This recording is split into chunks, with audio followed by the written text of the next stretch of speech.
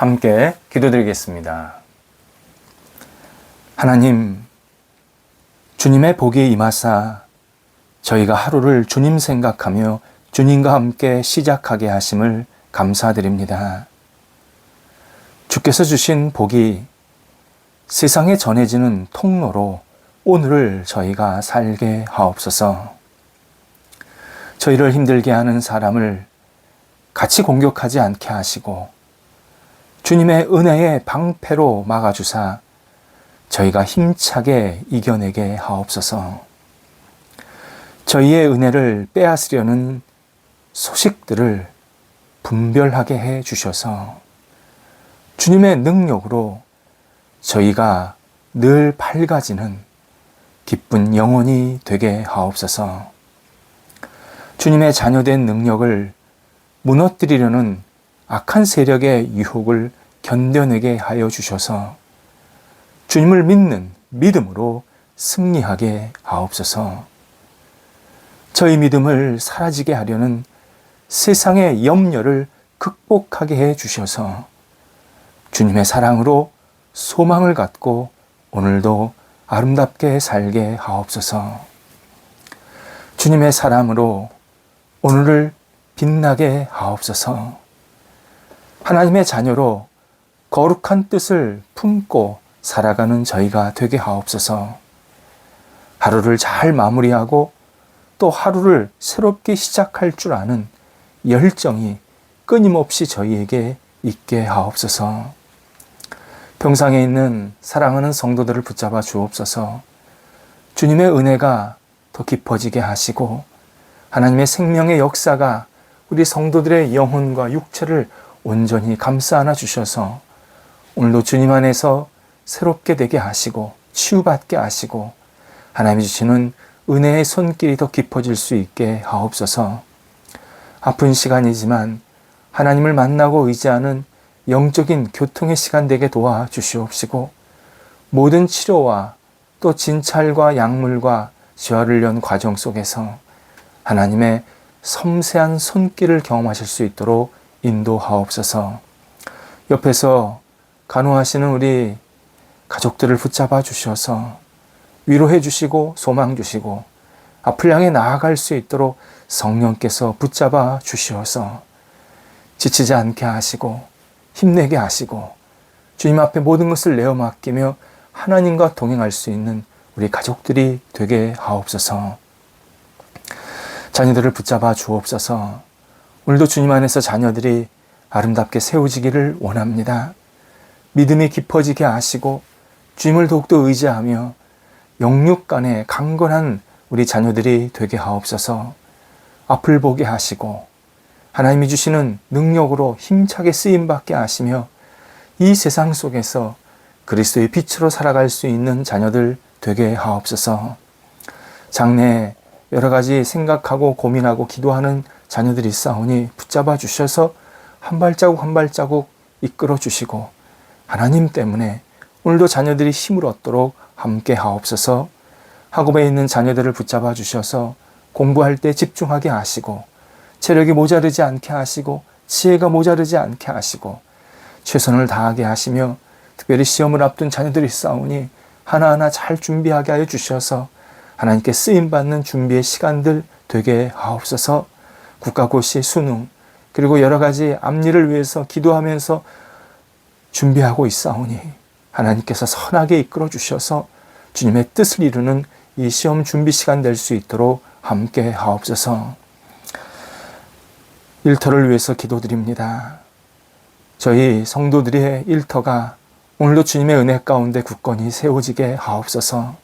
가게, 사업처, 직장, 학교 그리고 사랑하는 가족들을 섬기는 가정 붙잡아 주셔서 모든 일터, 모든 가정이 예수님 안에서 굳건히 세워지게 하시고 하나님을 영화롭게 하게 하시며 일어나는 모든 일들이 하나님의 뜻을 이룰 수 있는 거룩한 일들로 승화될 수 있도록 날마다 이끌어 주옵소서. 든든히 하나님을 바라보며 의지할 때마다 그 뿌리가 깊게 내려가게 도와 주시옵시고 우리 모든 일터가 하나님 때문에 웃음이 넘쳐나는 복된 일터가 되게 하옵소서. 나라를 위해서 기도합니다. 저희 나라가 하나님의 은혜 가운데에서 아름답게 세워지는 경제적으로 또 정치적으로 또 문화적으로 교육적으로 굳건히 세워지는 귀한 나라 되기를 간절히 원합니다. 하나님 각기각층 지도자들에게 함께 해주시고 모든 백성들이 하나님을 경유하면서 하나님께 모든 것을 내어 맡기는 이 땅의 백성들이 될 수 있도록 인도하옵소서. 평화를 주장하여 주시어서 우리 대한민국이 평화롭게 세상 속에서 공존하게 하시고 북한 땅에도 새로운 변화가 있게 하여 주시어서 하나님을 바라보고 의지하며 잘못된 생각을 멈추고 앞을 향해 나아갈 수 있도록 인도하옵소서. 하나님, 아직도 세계 속에서 전쟁이 있는 곳이 있습니다. 도우소서. 하나님께서 인도하여 주셔서 우크라이나 전쟁이 멈추게 하시고 러시아의 잘못된 생각이 돌이킬 수 있게 하여 주시어서 하나님, 온 세상이 하나님 주시는 평안과 번영을 누릴 수 있도록 인도하옵소서. 계속해서 거래와 또 투자를 생각하면서 기도하는 성도들이 있습니다. 붙잡아 주셔서 굳건히 세워지게 하시고 거래와 투자를 통해서 하나님께 영광되고 아름다운 교류가 나타나도록 인도하옵소서. 어려움을 당하는 성도들 붙잡아 주셔서 잘 이겨내게 하시고 지혜롭게 하나하나 앞을 향해 나아갈 수 있는 저희 성도들 되도록 인도하옵소서. 출타하는 성도들 붙잡아 주셔서 오고 갈 때 선하게 이끌어 주옵소서. 맡겨진 역할을 잘 감당하고 돌아올 수 있게 하옵소서. 지금도 선교 사역지에 가 있는 성도 붙잡아 주시어서 하나님, 주의 이름을 들고 말씀을 나누고 전할 때마다 그 말씀이 살아 움직여서 많은 영혼들에게 힘이 되게 하시고 그 지역사회에 아름다운 복음의 꽃이 필 수 있도록 인도하옵소서. 선교하는 우리 성도와 또 그 팀 건강 지켜주셔서 모든 역할들을 신실하게 잘 감당하게 하옵소서. 한나를 주님 앞에 내어 맡깁니다. 주관하시고 우리 성도들의 영혼 속에 오늘도 기쁨이 가득 넘치게 하옵소서. 예수님의 이름으로 기도드립니다. 아멘. 오늘 우리에게 주시는 하나님의 말씀은 구약성경 창세기 43장 11절에서 15절까지의 말씀입니다. 구약성경 창세기 43장 11절에서 15절까지의 말씀입니다. 살아계신 하나님의 말씀을 봉독합니다. 그들의 아버지 이스라엘이 그들에게 이르되 그러할진대 이렇게 하라. 너희는 이 땅의 아름다운 소산을 그릇에 담아가지고 내려가서 그 사람에게 예물로 드릴지니 곧 유향 조금과 꿀 조금과 향품과 모략과 유향나무 열매와 감 복숭아이니라. 너희 손에 갑절의 돈을 가지고 너희 자루 아기에 도로 넣어져 있던 그 돈을 다시 가지고 가라. 혹 잘못이 있었을까 두렵도다. 내 아우도 데리고 떠나 다시 그 사람에게로 가라. 전능하신 하나님께서 그 사람 앞에서 너희에게 은혜를 베푸사 그 사람으로 너희 다른 형제와 베냐민을 돌려보내게 하시기를 원하노라. 내가 자식을 잃게 되면 이르리로다. 그 형제들이 예물을 마련하고 갑절의 돈을 자기들의 손에 가지고 베냐민을 데리고 애굽에 내려가서 요셉 앞에 서니라. 아멘. 우리가 그리스도 안에 거하면 평안을 누리게 됩니다. 여러 가지 평안 중에서 죄를 극복하고 용서받는 평안이 있습니다. 죄를 깨닫게 해주시고 그 죄를 고백하면 용서해 주시고 다시 일어서시게 하는 그러한 평안입니다. 따라서 인간관계에서 타인에게 줄 수 있는 가장 좋은 선물은 상대방을 편하게 느끼도록 해주는 일입니다. 우리는 사람을 만나는 일을 피할 수가 없습니다. 이때 처음 만났지만 오래전에 만난 것처럼 친근한 사람이 있는가 하면 오래 만났지만 늘 부담스럽고 어려운 사람이 있습니다. 그 이유가 뭘까를 생각해 보면 그 사람을 만날 때 마음이 편치 않기 때문입니다. 저도 목회자로서 어려운 사람은 아닌가, 성도들이 목회자를 대할 때 어려워하지는 않을까 늘 자신을 돌아보곤 합니다. 물론 어떤 사람은 저 만만한 사람 아닙니다 라고 말하면서 편한 사람이 되기를 거부하는 사람도 있습니다. 하지만 만만한 것과 편안한 것은 전혀 다른 개념입니다. 만만한 것은 자신이 스스로 자존감이 낮은 상태에서 나오는 생각입니다. 남은 그렇게 생각하지 않는데 본인이 그렇게 생각하곤 합니다. 반면 편안한 사람이란 성숙한 인간관계에서 반드시 필요한 조건입니다. 누군가 나를 만났을 때 편한 마음을 갖게 해야 되고 또 내가 누군가를 만났을 때 편한 마음으로 대할 줄 알아야 그 관계가 오래 갑니다. 그렇다면 어떻게 우리는 상대방에게 편한 사람이 되어줄 수 있을까? 공감입니다. 타인에게 공감을 잘하는 재능, 이것은 우리에게 정말 하나님 앞에 기도하면서 얻어야 합니다. 공감할 줄 아는 사람은 항상 그 사람을 사람들이 만나고 싶어 하고 편하게 대하게 됩니다. 이 공감의 능력을 갖고 많은 이들의 존경을 받았던 여성이 있었습니다. 오프라 윈프리가 자기 인생의 가장 큰 스승이라고 말한 사람입니다. 유대인으로 뉴스 진행자였던 바바라 월터스라는 여성입니다. 그녀는 지금 현재 미국 대통령을 비롯해서 본인이 살아있는 동안에 미국의 모든 대통령과 인터뷰를 한 인물입니다. 뉴욕의 맨하탄에 ABC 뉴스 센터가 있는데 그 건물 이름도 그녀의 이름으로 바꿨습니다. 그만큼 이 방송국에 큰 영향력을 미친 사람입니다. 예전에 그 이라크에 사담 후세인이라는 독재자가 있었는데 그 후세인까지 인터뷰를 해서 세상을 깜짝 놀라게 한 인물이기도 합니다. 작년에 세상을 떠났습니다. 우리나라에선 크게 보도되지 않았지만 미국 현지에서는 특집 방송이 있을 만큼 많은 시민들의 추모가 이어졌습니다. 그녀의 최대 장점이 바로 공감입니다. 가족들이 서양에서 그 유럽 쪽에서 유대인 핍박을 받아서 미국으로 건너오게 되었는데 그러다 보니까 재산을 많이 놓고 오게 돼서 어려운 가정 형편에서 자라게 됐다고 합니다.